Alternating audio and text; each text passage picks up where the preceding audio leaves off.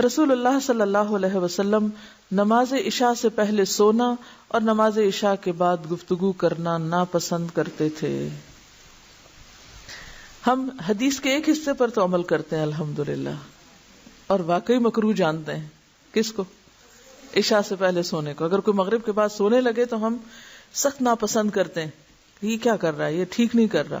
یا خود بھی کبھی ایسا کر بیٹھے کسی بیماری میں یا کچھ، تو وہ دل پہ ایک بڑا سخت بوجھ ہوتا ہے. لیکن حدیث کے دوسرے حصے پر عمل، یہ تو ہماری سوچ سے بھی نکل چکا ہے کہ یہ بھی عمل کرنے کی چیز ہے اور اس کا ہم اہتمام کریں.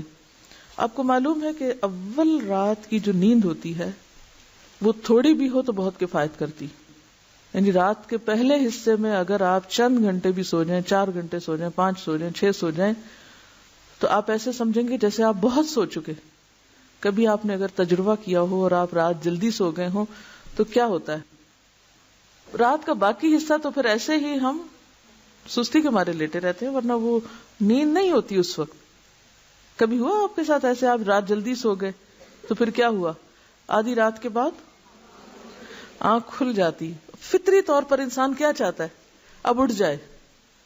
پھر اس کے بعد آپ دیکھیے کہ جو دوپہر میں قیلولہ کا حکم ہے وہ بھی اسی لیے کہ وہ آدھا دن ہو جاتا ہے، پھر آپ اس میں تھوڑا سا پھر نیپ لے لیتے ہیں، پھر آپ ایک اور دن کا آغاز کر رہے ہوتے ہیں ایک طرح سے.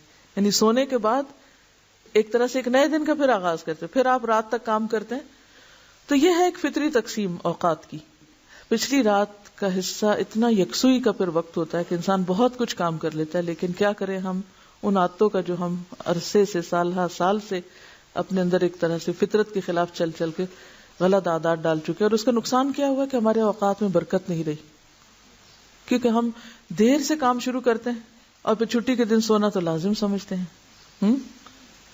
اور پھر کہتے ہیں کہ ابھی تو ہم جوان ہیں، کیا ہوا.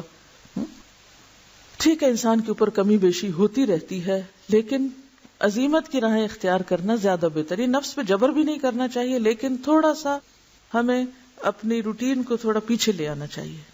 تو ہم سب حدیث کے اس حصے پر بھی اسی جذبے کے ساتھ عمل کی کوشش کریں تو انشاءاللہ بہت فائدہ ہوگا آپ کو.